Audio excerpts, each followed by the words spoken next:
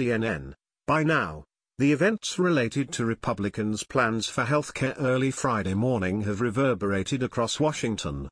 3 GOP senators voted down a so-called skinny repeal plan, a devastating blow to President Donald Trump and Republican leadership.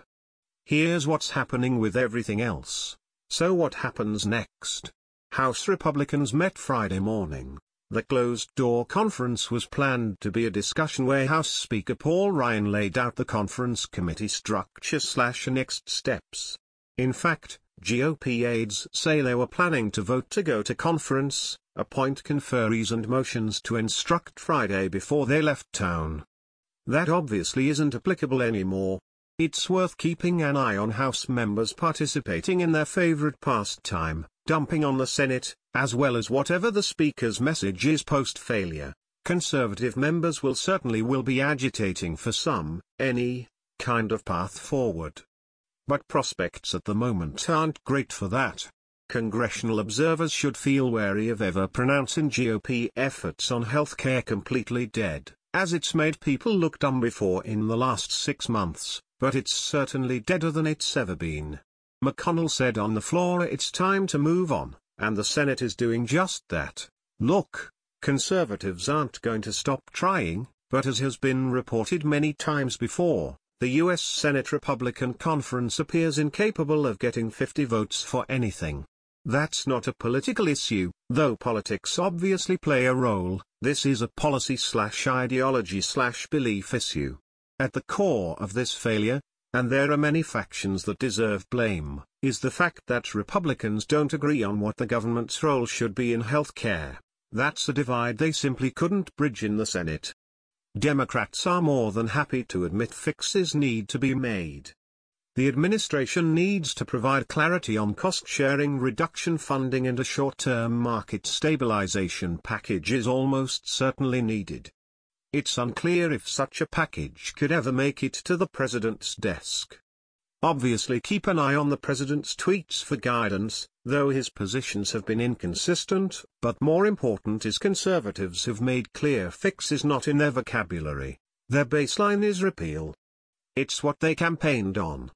It's what they promised. And it's why bipartisanship was never going to work in this initial effort. Now, Senate Health Committee Chairman Lamar Alexander has already prepped for hearings on repairing the individual market. Several GOP senators have voiced support for something short-term, as have several House Republicans. But the Senate floor schedule is packed this fall. Debt ceiling, nominations, the National Defense Authorization Act, appropriations bills, the budget for fiscal year 2018, even possibly tax reform. Will McConnell agree to bring something to the floor? Conservatives will fight tooth and nail. Will Ryan?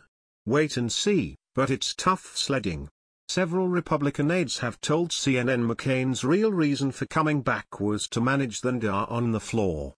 That was what was up next on the calendar. That, as CNN's Jeremy Herb has pointed out repeatedly, is his baby, and that was what he wanted to do before he started treatment. At 12:53 p.m. Thursday afternoon, Senate leadership sent out a hotline notice regarding NDA, basically a notification that they were going to immediately take up NDA after health care passage or failure, and they wanted anyone who objected to this to let them know.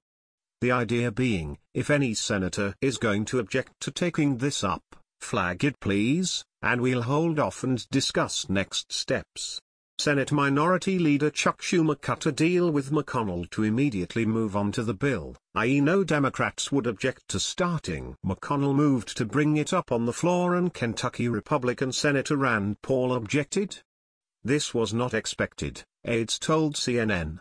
While they knew Paul had serious issues with the bill and had amendments he was demanding merited consideration, aides and senators say McCain's staff had given assurances that he would get those amendments put in order. And Paul objected anyway. Paul's spokesman, Sergio Ghaur, made clear that the issue remained the state of the amendments. Senator Rand Paul requested 2 bipartisan amendments, one on ending indefinite detention and one on OMFs, Ghaur said in a statement. He looks forward to working with leadership and the committee to get this done soon. But what does it mean overall? Well, the Senate adjourned. When they come back Monday, they'll move to a nomination, not the DA. And oh, by the way, 3 congressional sources told CNN on Friday that McCain is planning to return to Arizona to start cancer treatment Monday, and it's unclear when he'll return.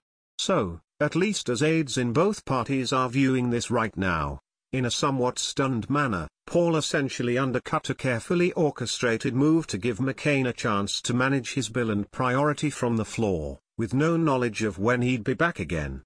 Staff wasn't just surprised, but many were very angry.